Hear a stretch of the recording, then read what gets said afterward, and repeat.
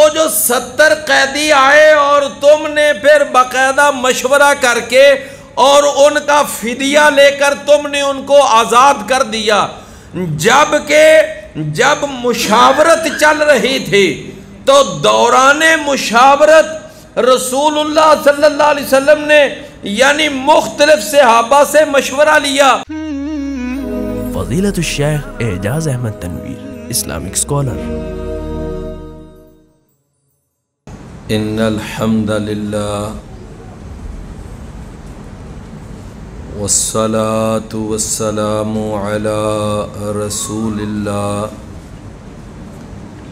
صلی اللہ علیہ وآلہ وسلم، اما بعد فاعوذ باللہ السمیع العلیم من الشیطان الرجیم من ہمزہ ونفخہ ونفثہ۔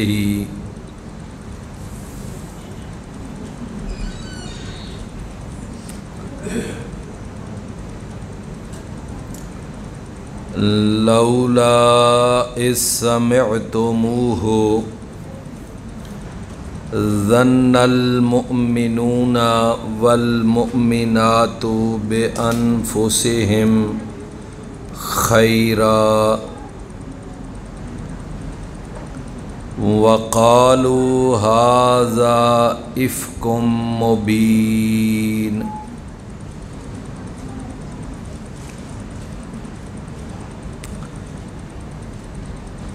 لولا ایسا کیوں نہ ہوا،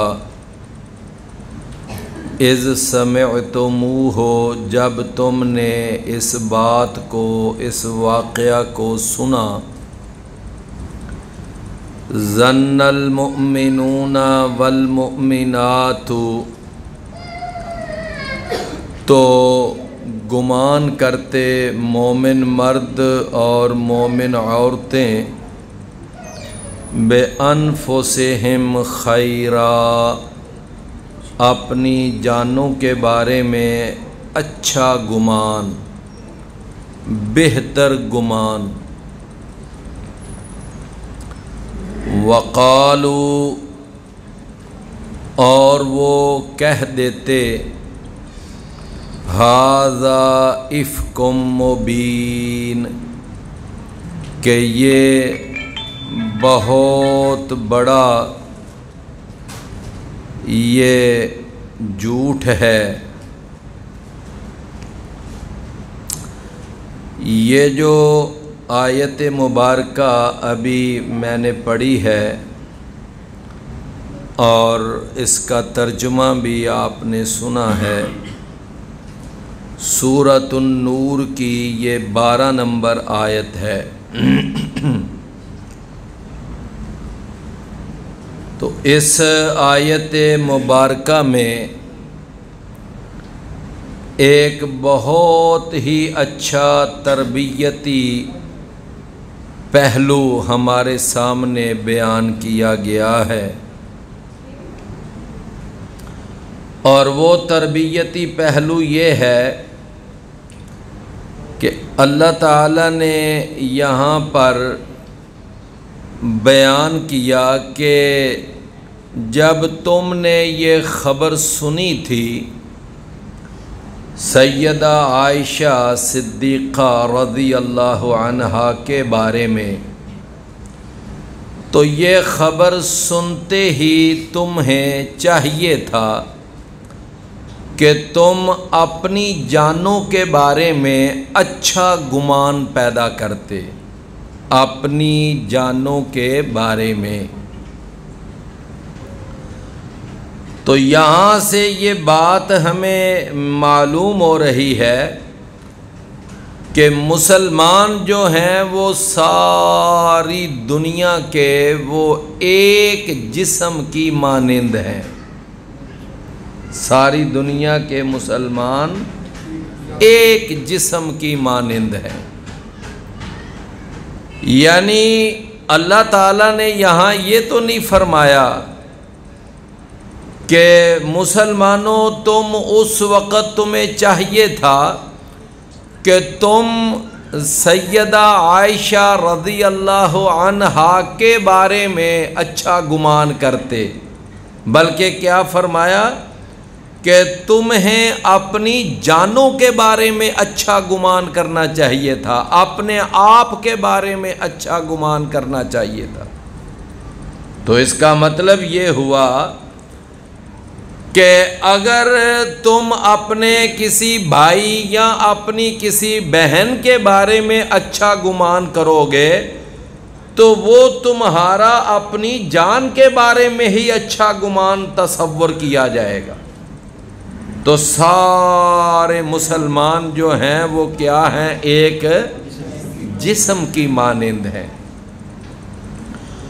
قرآن مجید میں اللہ تعالیٰ نے نا سورہ الحجرات میں فرمایا وَلَا تَلْمِزُوا أَنفُسَكُمْ، تم اپنی جانوں کو تانے نہ دیا کرو، تم اپنی جانوں کے عیب نہ نکالا کرو۔ کیا مطلب اس کا؟ کہ کسی دوسرے کا عیب نکالنا، کسی دوسرے کا عیب ٹٹولنا اور اس کو تانا دینا، یہ در حقیقت اپنے آپ کو ہی تانا دینا ہے۔ کیوں؟ مسلمان ایک جسم کی مانند ہے۔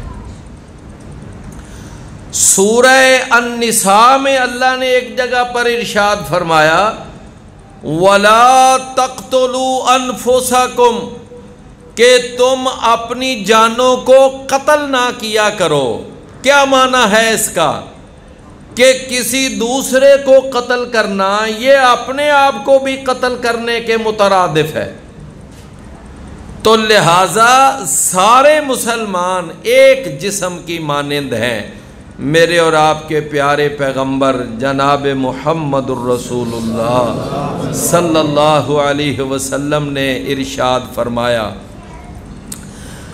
فرمایا کہ المؤمن للمؤمن کالجسد الواحد، کہ مومن کے لیے ایک جسم کی مانند ہوتا ہے۔ اذا اشتکا منہ عضو تداعی لہ سائر الجسد، کہ جب جسم کا کوئی ایک حصہ تکلیف میں مبتلا ہو تو اس تکلیف کو سارا جسم محسوس کرتا ہے۔ چوٹ بازو پہ لگی ہوتی ہے، چوٹ ہاتھ پہ لگی ہوتی ہے، زخم پاؤں پہ آیا ہوتا ہے، زخم سر پہ لگا ہے، لیکن پورا بدن اس تکلیف کی وجہ سے وہ تکلیف محسوس کرتا ہے اور ساری رات پورا جسم وہ بیدار رہتا ہے۔ کس وجہ سے؟ اس چوٹ کی وجہ سے۔ حالانکہ چوٹ صرف ٹانگ پہ ہے، پاؤں پہ ہے، لیکن پورا جسم اس کی درد کیا کرتا ہے؟ محسوس کرتا ہے۔ تو میرے پیارے بھائیوں، اسی لیے تو وہ کہا تھا نا، ایک بڑے اچھا شاعر، اس نے کہا کہ اخوت اس کو کہتے ہیں کہ چبھے کانٹا جو کابل میں تو ہندوستان کا ہر پیر و جوان بے تاب ہو جائے۔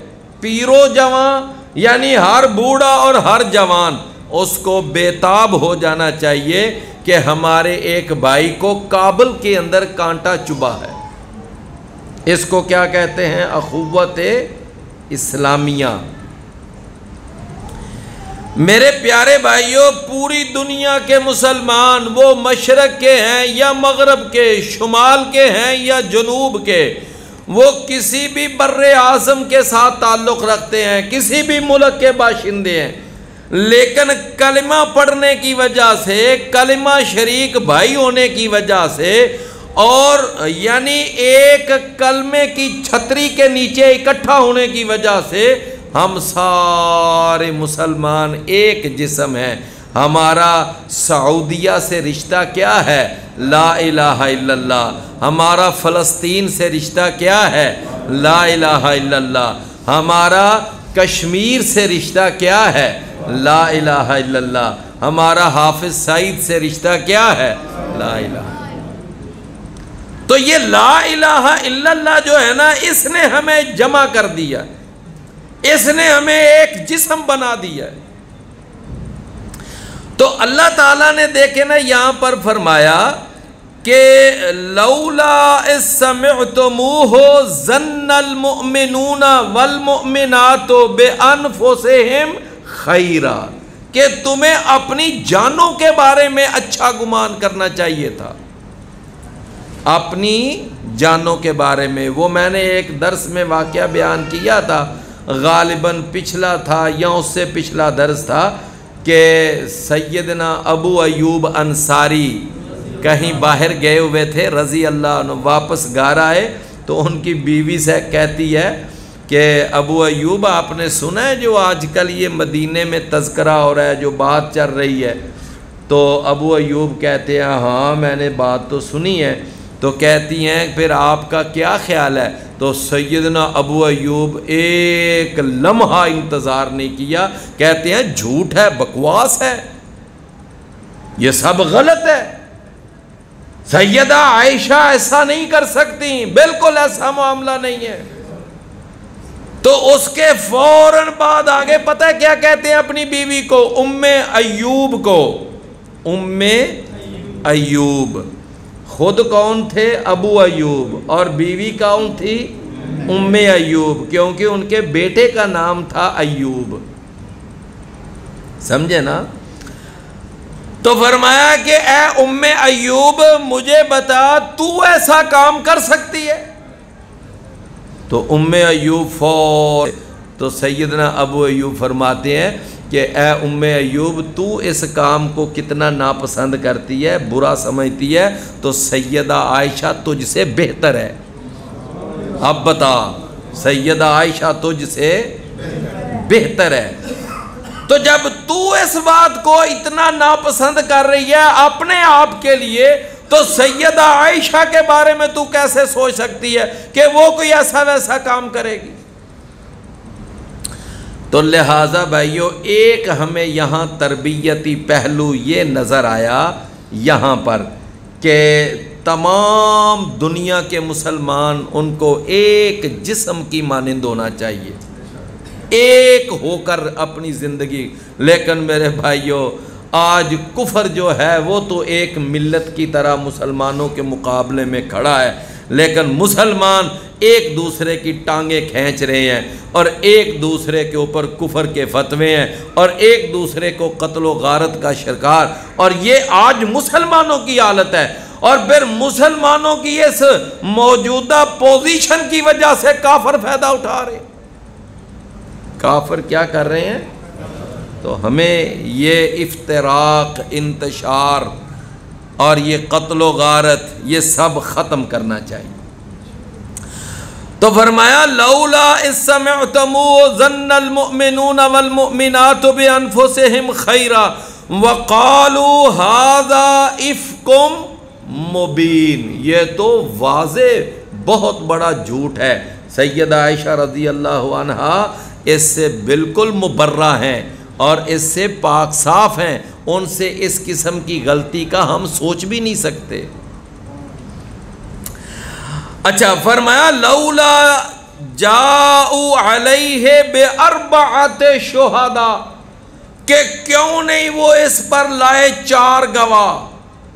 یہ جو باتیں کرنے والے ہیں، اس طرح کی باتیں کر رہے ہیں، کوئی ایک گواہ بھی پیش نہیں کر سکے، کوئی ایک گواہ بھی پیش نہیں کر سکے۔ لیکن کیا ہے، بس ایک نے اس سے سنا، اس نے اس سے سنا، بس وہ 3 ایسے آدمی تھے، وہ 3 افراد، انہوں نے بس اپنی زبان سے یہ کہہ دیا کہ ہو سکتا ہے جی ایسا ہوا ہو، بس پھر بعد میں ان کو پکڑا بھی گیا اور ان کے اوپر حد قذف بھی لگائی گئی، اور یہ باقی رہ گیا کہ ایک بھی گواہ نہیں تھا اس واقعہ کا۔ تو فرمایا کہ جب وہ نہیں لائے 4 گواہ، فَإِذْ لَمْ يَأْتُوا بِالشُّهَدَاءِ، پس جب وہ 4 گواہ نہیں پیش کر سکے، فَأُولَئِكَ عِندَ اللَّهِ هُمُ الْكَاذِبُونَ، تو یہ اللہ کے ہاں یہ کاذبون ہیں، جھوٹ بولنے والے ہیں۔ یہ صرف عند اللہ ہی کاذبون نہیں ہے، بلکہ عند الرسول بھی کاذبون ہے، اور عند المؤمنون بھی کاذبون ہے، عند المؤمنین بھی کاذبون ہے۔ میری بات آپ سمجھ رہے ہیں نا؟ او بھائیو، جو اللہ کے ہاں جھوٹے ہیں تو وہ رسول کے ہاں بھی جھوٹے ہیں، وہ مومنوں کے ہاں بھی جھوٹے ہیں۔ ایسا ہی ہے نا، قرآن مجید میں کئی جگہ پر آتا ہے فَعَلَيْهِمْ لَعْنَةُ اللَّهِ وَالْمَلَائِكَةِ وَالنَّاسِ أَجْمَعِينَ۔ ان پر اللہ کی بھی لعنت ہے، تو جن پر اللہ کی بھی لعنت ہے تو کیا ان پر رسول کی لعنت نہیں ہے؟ تو فرمایا جن پر اللہ اور اس کے رسول کی لعنت ہے تو ان پر فرشتوں کی بھی لعنت ہے۔ تو جن پر اللہ کی بھی لعنت ہو، رسول کی بھی لعنت ہو، فرشتوں کی بھی لعنت ہو، تو کیا ان کے اوپر سارے اہل ایمان کی لعنت نہیں ہے؟ پھر ان پر اہل ایمان کی بھی لعنت ہے۔ تو یہاں سے یہ قاعدہ معلوم ہوا کہ جو عند اللہ جھوٹے ہیں وہ عند الرسول بھی جھوٹے ہیں، وہ عند الملائکہ بھی جھوٹے ہیں، اور وہ عند المؤمنین بھی جھوٹے ہیں، وہ سب کے ہاں جھوٹے ہیں۔ فرمایا فَأُولَئِكَ عِندَ اللَّهِ هُمُ الْكَاذِبُونَ وَلَوْلَا فَضْلُ اللَّهِ عَلَيْكُمْ وَرَحْمَتُهُ، اور اگر نہ ہوتا اللہ کا فضل تم پر، وَرَحْمَتُهُ، اور اس کی رحمت نہ ہوتی، فی الدنیا والآخرہ، دنیا میں بھی اور آخرت میں بھی، فرمایا لَمَسَّكُمْ فِيمَا أَفَضْتُمْ فِيهِ، یقیناً چھوتا تم کو اس بارے میں کہ جو تم نے اس معاملے میں زبان کھولی تو تمہیں اس کے اوپر چھوتا، کیا چھوتا؟ فرمایا عذاب عظیم، بہت بڑا عذاب۔ یہ تو اللہ کی رحمت ہے کہ تم اس عذاب عظیم سے بچ گئے ہو، اللہ تعالیٰ نے اپنی رحمت سے تمہیں اس عذاب عظیم سے بچا لیا ہے، ورنہ یہ جو تم نے بات کی تھی نا اماں جی سیدہ عائشہ کے بارے میں، تو تمہیں تو اس کے بدلے میں عذاب عظیم چھونے والا تھا۔ عذاب، توجہ ہے نا؟ لو توجہ سے ایک ذرا اور بات سنیں۔ اللہ تعالیٰ نے نا قرآن مجید میں سورہ الانفال، سورہ الانفال اور اس کا بالکل آخری جو آیتیں ہیں، وہاں پر اللہ نے ارشاد فرمایا کہ جب وہ تمہارے پاس بدر کے قیدی آئے، بدر کے قیدی آئے، 70 قیدی تم وہاں سے لے کر آئے تھے، تو فرمایا وہ جو 70 قیدی آئے اور تم نے پھر باقاعدہ مشورہ کر کے اور ان کا فدیہ لے کر تم نے ان کو آزاد کر دیا، جب مشاورت چل رہی تھی تو دوران مشاورت رسول اللہ صلی اللہ علیہ وسلم نے یعنی مختلف صحابہ سے مشورہ لیا، تو جب مشورہ لیا نا مختلف صحابہ سے، تو ان میں جناب سیدنا ابو بکر کہنے لگے کہ ابھی ہم ذرا کمزور ہیں مالی اعتبار سے، تو آپ اس طرح کریں کہ آپ نا ان سے فدیہ لے کر ان کو آزاد کر دیں۔ رسول اللہ صلی اللہ علیہ وسلم نے پھر جناب عمر سے مشورہ لیا، تو انہوں نے کہا اللہ کے رسول میرا تو ذرا مشورہ سخت ہے، ہاں عمر پھر بھی بتاؤ۔ میرا مشورہ یہ ہے کہ یہ جتنے قیدی آئے ہیں نا، ان میں سے جو قیدی ہم میں سے جس کا رشتہ دار ہے اس کو اس کے حوالے کریں، اور آپ حکم دیں کہ اپنے اپنے اس رشتہ دار اور اپنے اپنے اس عزیز کے گلے پہ چھری پھیریں، یہ آپ ان کو حکم دیں، ان میں سے جو میرا رشتہ دار ہے وہ میرے حوالے کریں، جو ابو بکر کا رشتہ دار ہے ابو بکر کے حوالے کریں، جو علی کا رشتہ دار ہے وہ علی کے حوالے کریں۔ رسول اللہ صلی اللہ علیہ وسلم نے فرمایا عمر تیرا مشورہ بڑا سخت ہے۔ اللہ کے نبی صلی اللہ علیہ وسلم نے سیدنا ابو بکر رضی اللہ عنہ کے مشورے کے مطابق فیصلہ کر دیا کہ فدیہ لے کر آزاد کر دیا جائے۔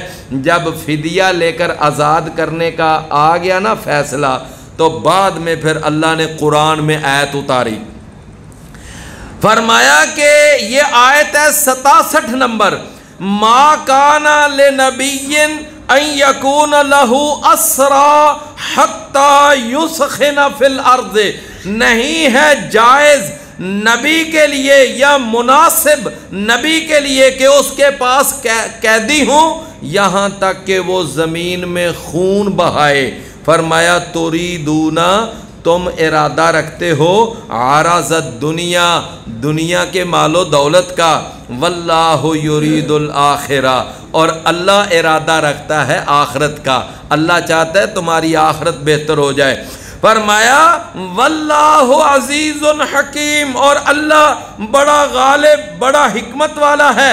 فرمایا لولا کتاب من اللہ سبقا، اگر اللہ کی طرف سے پہلے سے یہ بات نہ لکھی ہوتی کہ قیدیوں کو فدیہ لے کر چھوڑا جا سکتا ہے، اگر یہ پہلے سے قانون شریعت میں موجود نہ ہوتا تو فرمایا لَمَسَّكُمْ فِي مَا أَخَذْتُمْ، تو جو تم نے یہ فدیہ لیا ہے نا تو اس کے بدلے میں تمہیں پہنچتا چھوتا، کیا چھوتا؟ عذاب عظیم، بہت بڑا عذاب۔ کیوں بھئی بات سمجھ آئی؟ یہاں پر الفاظ کیا ہیں؟ لَمَسَّكُمْ فِي مَا أَخَذْتُمْ عَذَابٌ عَظِيمٌ، اور یہاں سورہ النور کے الفاظ کیا ہیں؟ فرمایا کہ لَمَسَّكُمْ فِي مَا أَفَضْتُمْ فِيهِ عَذَابٌ عَظِيمٌ۔ سمجھ آئی بات؟ فرمایا کہ جو تم نے اس واقعہ میں اماں جی سیدہ عائشہ کے بارے میں بات کی تو یقیناً تمہیں اللہ کی طرف سے عذاب عظیم چھوتا، لیکن اللہ کی رحمت کی وجہ سے تم اس عذاب سے بچ گئے ہو۔ تو یہاں کیا فرمایا کہ اگر اللہ کی طرف سے وہ پہلے سے قانون شریعت میں موجود نہ ہوتا اور تم یہ فدیہ لے کر قیدی چھوڑ دیتے تو تمہیں اس فدیہ لے کر قیدیوں کو چھوڑنے کے بدلے میں تمہیں عذاب عظیم چھوتا، تمہیں عذاب عظیم چھوتا۔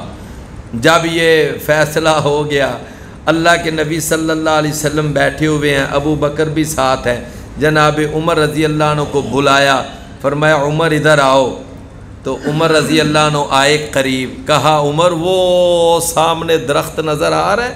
جی اللہ کے رسول وہ درخت نظر آ رہا ہے۔ فرمایا اے عمر، عذاب اللہ کا اس درخت تک پہنچ گیا تھا، یہ تو صرف ہے کہ تو ایک سبب بنا کہ تیری وجہ سے وہ عذاب نہیں آیا، ورنہ ہم سب کو وہ عذاب اپنی لپیٹ میں لے لیتا، کہ تو یہاں موجود تھا، تیری وجہ سے ہم عذاب سے بچے ہیں۔ تو میرے پیارے بھائیوں، اللہ تعالیٰ نے کیا فرمایا کہ ہمیشہ یاد رکھو کہ اللہ کے غضب والے پہلو پہ اللہ کی رحمت والا پہلو ہمیشہ غالب ہوتا ہے۔ اللہ ہمیشہ یعنی رحمت ہی کرنا چاہتا ہے، رحمت ہی کرنا چاہتا ہے اور رحمت کی ہی لپیٹ میں لینا چاہتا ہے۔ اللہ بہت کم اپنے بندوں کو پکڑتا ہے، بہت کم سزا دیتا ہے، لیکن رحمت والا پہلو ہمیشہ غالب رہتا ہے۔ ان رحمتی وسعت غضبی، میری رحمت جو ہے میرے غضب کے اوپر غالب ہے۔ کیوں بھئی بات سمجھ آئی نا؟ رسول اللہ صلی اللہ علیہ وسلم نے ایک دفعہ بڑی عجیب بات بیان فرما دی۔ آپ نے فرمایا تم میں سے کوئی آدمی بھی جنت میں اپنے عملوں کے بل بوتے پہ نہیں جائے گا جب تک اللہ کی رحمت شامل نہ ہوگی۔ تو جب یہ بات صحابہ نے سنی تو صحابہ کہنے لگے اللہ کے رسول ولا انت یا رسول اللہ، کیا آپ بھی اللہ کی رحمت کے بغیر جنت میں نہیں جائیں گے؟ آپ نے فرمایا ولا انا، اور میں بھی اللہ کی رحمت کے بغیر نہیں جاؤں گا، الا ان یتغمدنی اللہ فی رحمتہ، جب تک اللہ کی رحمت شامل حال نہیں ہوگی میں نبیوں رسولوں کا امام سردار بھی اپنے عملوں کے بل بوتے پہ جنت میں نہیں جاؤں۔ کیوں بھی بات سمجھ آئی ہے نا؟ تو وہ کیا کہتے ہیں کہ جے میں ویکھاں عملاں ولے تے کچھ نہیں میرے پلے، تے جے میں ویکھاں تیری رحمت ولے تے بلے بلے بلے۔ کیوں بھی بات، جس نے بھی یہ بات کہی ہے بات ٹھیک کہی ہے۔ تو میں عرض یہ کر رہا تھا کہ اللہ کی رحمت جو ہے نا وہ ایک بہت بڑا الحمدللہ ہمارا سہارا ہے۔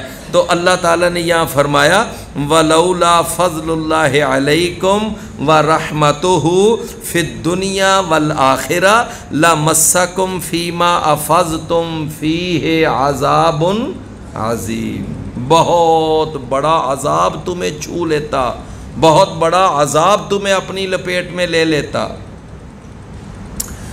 تو ہمارے لیے دوسرا ایک تربیتی پہلو یہ ہے کہ ہمیں ہمیشہ اپنے رب کی رحمت کے اوپر سہارا کرنا چاہیے، اور اپنے رب کی رحمت سے کبھی نا امید نہیں ہونا چاہیے، ہمیشہ اپنے رب کی رحمت کو اپنے سامنے رکھنا چاہیے۔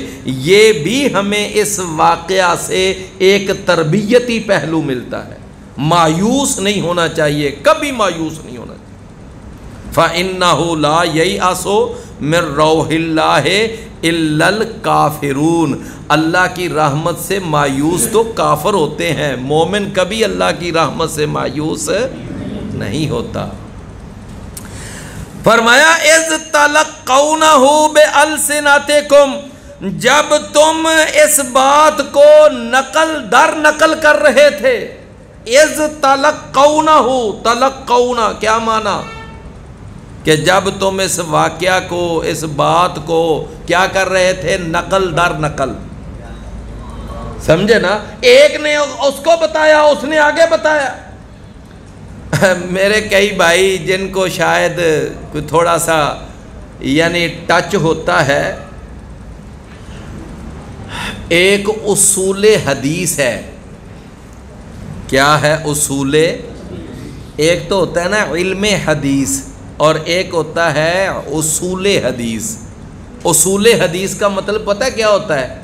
اصول حدیث کہتے ہیں کہ یہ پہچان ہونا کہ یہ حدیث صحیح ہے یا حسن ہے، یہ حدیث ضعیف ہے، مرسل ہے، منقطع ہے، اس کا راوی کاذب ہے، وضاع ہے، متہم بالکذب ہے، کیا ہے؟ یعنی وہ احادیث کی جتنی اقسام ہیں ان میں سے یہ کون سی قسم بنتی ہے، اس پورے فن کو کیا کہتے ہیں؟ علم اصول حدیث۔ کیا کہتے ہیں؟ اصول حدیث۔ تو اصول حدیث میں ایک حدیث ہے، اس کو کہتے ہیں متواتر۔ کیا نام ہے اس کا؟ متواتر۔ یہ یعنی حدیث کی سب سے چوٹی کی حدیث ہوتی ہے۔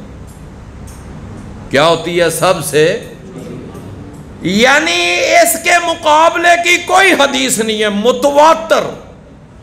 متواتر حدیث کس کو کہتے ہیں؟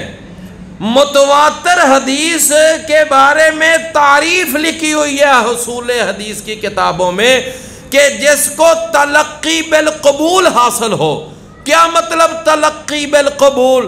کہ وہ حدیث اتنے محدثین بیان کرنے والے ہوں، اتنے بیان کرنے والے ہوں کہ ان سارے محدثین کا کسی جھوٹ پر جمع ہونا ناممکن ہو، تو اس حدیث کو کیا کہتے ہیں؟ متواتر۔ اس کو کیا کہتے ہیں؟ تو متواتر کی تعریف کیا ہے؟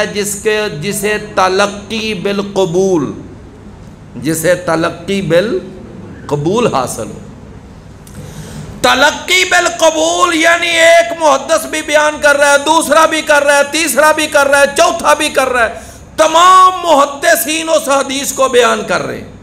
تو اس کا مطلب کیا ہے کہ وہ حدیث کون سا درجہ رکھتی ہے؟ یہ جو حدیث ہے نا، بڑی مشہور حدیث ہے، آپ اکثر سنتے ہیں کہ من کذب علی متعمدا فلیتبوأ مقعدہ فی النار. یہ حدیث متواتر ہے. یہ کون سی حدیث ہے؟ متواتر. فرمایا اذ تلقونہ بألسنتکم، کہ جب تم اس کو نقل در نقل کر رہے تھے اپنی زبانوں کے ساتھ، وَتَقُولُونَ بِأَفْوَاهِكُمْ، اور تم اپنی زبانوں سے وہ بات کر رہے تھے، مَا لَيْسَ لَكُمْ بِهِ عِلْمٌ، کہ جس کے بارے میں تمہیں ذرا بھی علم نہیں تھا، یعنی یقینی علم نہیں تھا، اور تم بس ایک سے سن کر دوسرا، دوسرے سے سن کر تیسرا، بس تم آگے اس بات کو چلاتے جا رہے تھے، کوئی تحقیق نہیں کر رہے تھے، کوئی سوجھ بوجھ سے کام نہیں لے رہے تھے. فرمایا وَتَحْسَبُونَهُ هَيِّنًا، اور تم سمجھ رہے تھے یہ معمولی سی بات ہے، یہ معمولی معاملہ ہے. وَهُوَ عِندَ اللَّهِ عَظِيمٌ، حالانکہ وہ اللہ کے ہاں بہت بڑی بات ہے. کوئی بھائی بات سمجھ آئی نا؟ یہاں سے بھی ایک اور ہمارے لیے بڑا کمال کا تربیتی پہلو نکلتا ہے. وہ کیا؟ فرمایا وہ یہ ہے کہ جب تم اپنی زبان سے بات کر رہے تھے نا، یہ بات کر رہے تھے، فرمایا حالانکہ تمہارے پاس اس کے بارے میں کوئی یقینی علم نہیں تھا، بس سنی سنائی باتیں. وہ میں نے پیچھے بھی ایک دفعہ حدیث سنائی تھی نا کہ جو آدمی ہر سنی سنائی بات آگے بیان کر دے تو وہ جھوٹ ہونے کی ایک دلیل ہے. من حدث بکل ما سمع فہو احد الکاذبین. فرمایا تم سنی سنائی باتیں آگے چلا رہے تھے. فرمایا وَتَحْسَبُونَهُ هَيِّنًا، تم اس کو معمولی سمجھ رہے تھے، حالانکہ ویسے ایک بات ذرا غور سے سمجھنا کہ کوئی عام گھرانہ ہوتا، کوئی عام گھرانہ، وہاں کی کوئی بچی، کوئی پاک دامن لڑکی، اگر اس کا سکینڈل بنا کر معاشرے میں اس کو بدنام کر دیا جائے تو کیا یہ معمولی بات ہے؟ نہیں. وہ تو اس خاندان سے پوچھے نا جن کے اوپر یہ دبا لگایا جائے، وہ تو ان کو پتہ ہے نا کہ یہ ان کے اوپر کیا گزری ہے. اچھا، لیکن یہ گھرانہ تو کوئی عام گھرانہ نہیں تھا، یہ تو گھرانہ محمد رسول اللہ صلی اللہ علیہ وسلم کا گھرانہ تھا، اللہ کے رسول کی بیوی کا معاملہ تھا. سیدنا ابو بکر رضی اللہ عنہ کا پیچھے گھرانہ تھا، اللہ کے رسول کا گھرانہ تھا. ادھر اللہ کے رسول خامد ہیں، ادھر وہ باپ ہے. یعنی دو بڑے بڑے خاندانوں پر اور دو بہت بڑے بڑے گھرانوں کے اوپر اس کی زد جا رہی تھی. فرمایا تم اس کو معمولی سمجھ رہے تھے، وَهُوَ عِندَ اللَّهِ عظیم، حالانکہ وہ اللہ کے ہاں تو بہت عظیم بات تھی. اللہ کے ہاں وہ کیا تھی؟ بہت عظیم بات. تو اس سے معلوم یہ ہوا کہ یہ جو ہوتی ہے نا، یعنی افواہ پھیلا دینا، جس کو کیا کہتے ہیں؟ پراپوگنڈا مہم. جس کو کیا بولتے ہیں؟ پراپوگنڈا، افواہ سازی. اللہ تعالیٰ معاف فرمائے. تو میرے بھائیوں، بدکاری وہ تو ایک جرم ہے ہی ہے، اس کے بارے میں کوئی شک نہیں کہ اسلام نے اس کی 100 کوڑے یا رجم سزا مقرر کی ہے.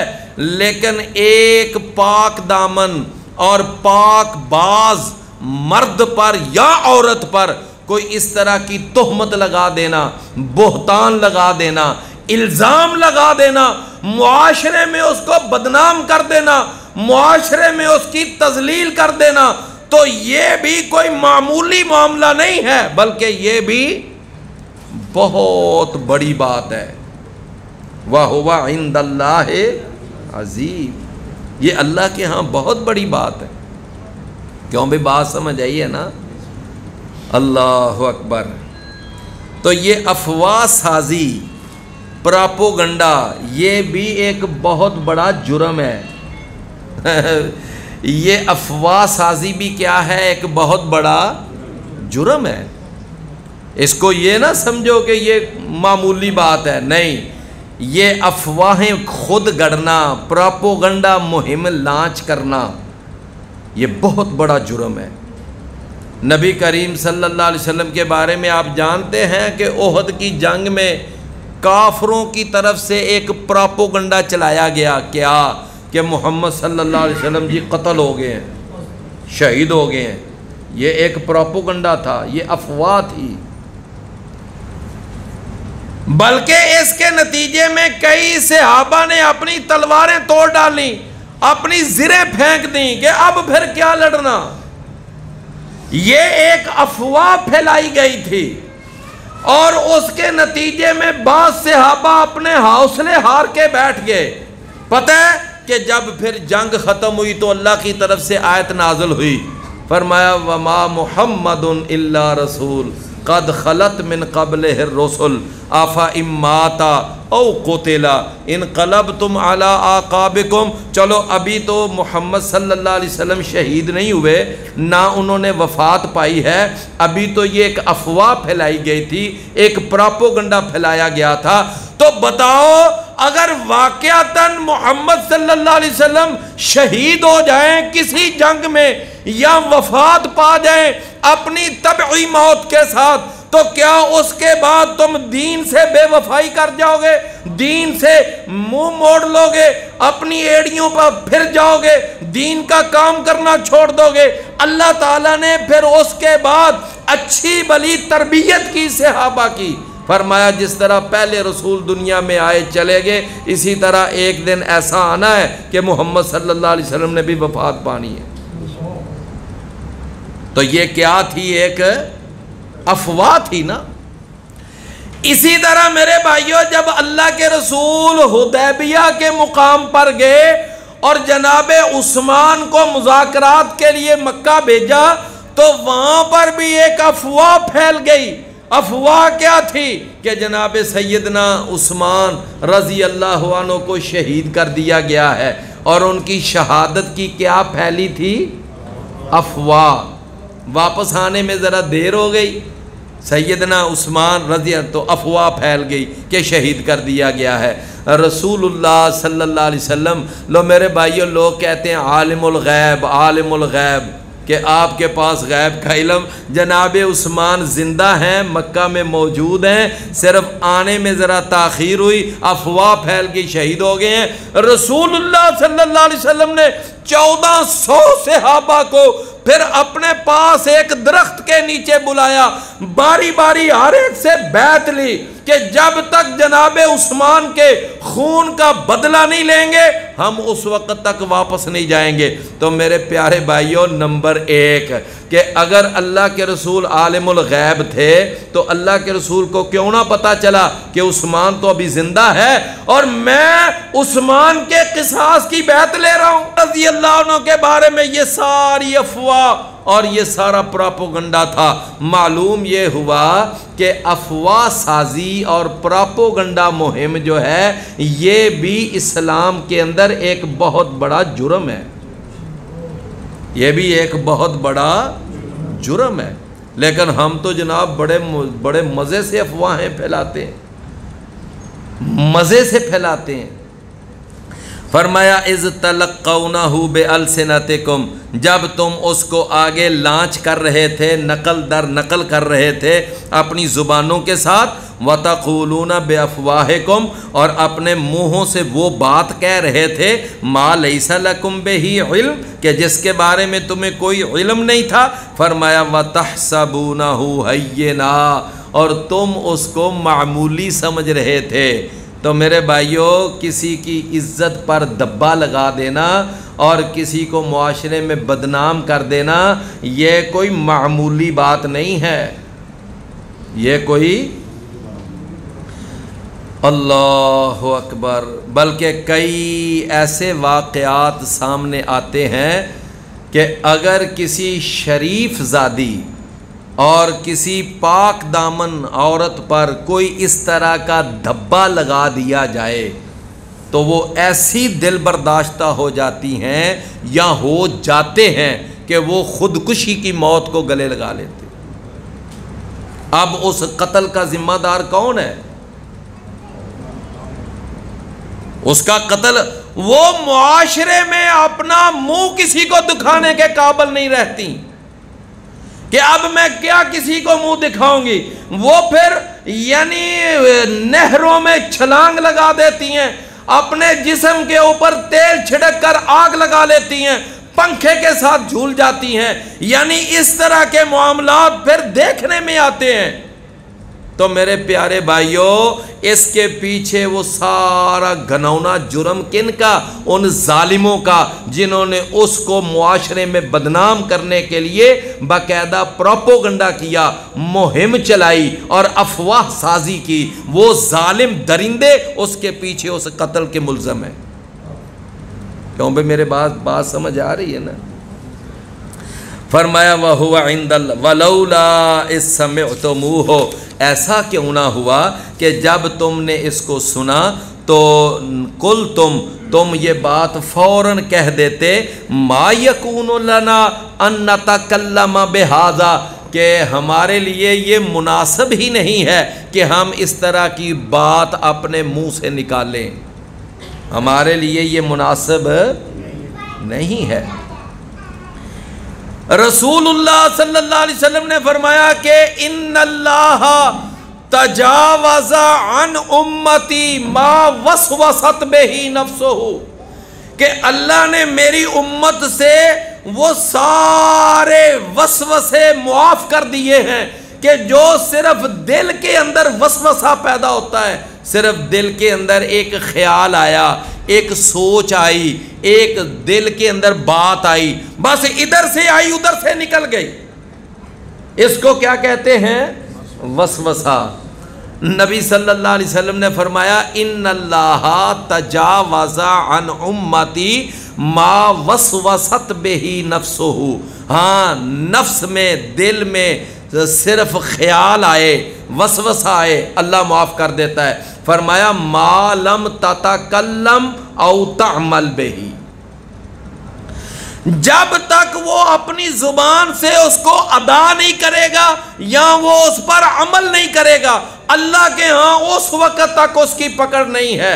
ہاں، جب اپنی زبان سے بات نکال دے گا تو اگر غلط نکالے گا تو پکڑ ہے، اگر اچھی نکالے گا تو پکڑ نہیں. ہاں، اور اگر اس پر وہ امپلیمنٹ کر دیتا ہے تو پھر بھی پکڑ ہے. اگر غلط بات پر وہ امپلیمنٹ کرتا ہے تو وہ کیا ہے؟ پھر بھی پکڑ میں آئے گا. تو میرے عزیز بھائیوں، رسول اللہ صلی اللہ علیہ وسلم نے فرمایا کہ بعض اوقات انسان اپنی زبان سے ایک ایسی بات نکالتا ہے وہ اس کو کوئی پرواہ نہیں کرتا، حالانکہ اس غلط اور گندی بات کی وجہ سے وہ جہنم کی سب سے نچلی تہہ میں چلا جاتا ہے. وہ سمجھتا ہے یہ معمولی بات ہے، لیکن اس بات کی وجہ سے وہ کہاں چلا جاتا ہے؟ جہنم کی سب سے نچلی تہہ میں.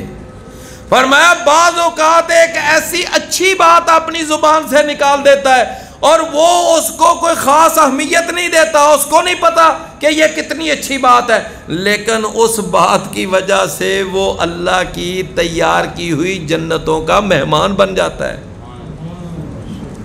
کیوں بھائی بات سمجھ؟ قرآن میں آتا ہے نا سورہ ابراہیم میں کہ ایک کلمہ طیبہ ہوتا ہے اور ایک کلمہ خبیثہ ہوتا ہے. کلمہ طیبہ منہ سے نکالیں گے تو اللہ تعالیٰ خوش ہوتا ہے، کلمہ خبیثہ نکالیں گے تو اللہ ناراض ہوتا ہے. تو ہمیشہ اپنی زبان سے اچھا کلمہ نکالنے کی کوشش کرنی چاہیے. وَقُولُوا لِلنَّاسِ حُسْنًا، لوگوں کے ساتھ اچھی بات کرو. یقول التی ہے یا احسن، کہ وہ بات کرو جو سب سے اچھی بات ہو. میرے بھائیوں، ایک دانا آدمی پہلے تولتا ہے پھر بولتا ہے، اور بے وقوف آدمی پہلے بولتا ہے پھر تولتا ہے۔ میری بات سمجھے نا؟ تو فرمایا کہ ما یکون لنا، تمہیں یہ بات کہنی چاہیے تھی کہ ہمارے لیے یہ جائز نہیں ہے کہ ان نتکلم بہذا، کہ ہم اس طرح کی کوئی بات کہیں، سبحانک ھذا بہتان عظیم، یا اللہ تو پاک ہے، یہ بہت عظیم بہتان ہے۔ لو اللہ تعالیٰ نے واضح لفظوں میں کیا فرمایا؟ یہ عظیم بہتان ہے۔ لو میرے بھائیوں، اس رکوع کی ابھی 3 آیتیں 4 آیتیں ابھی باقی ہیں، تو انشاءاللہ یہ 4 آیتیں ہم انشاءاللہ اگلے سبق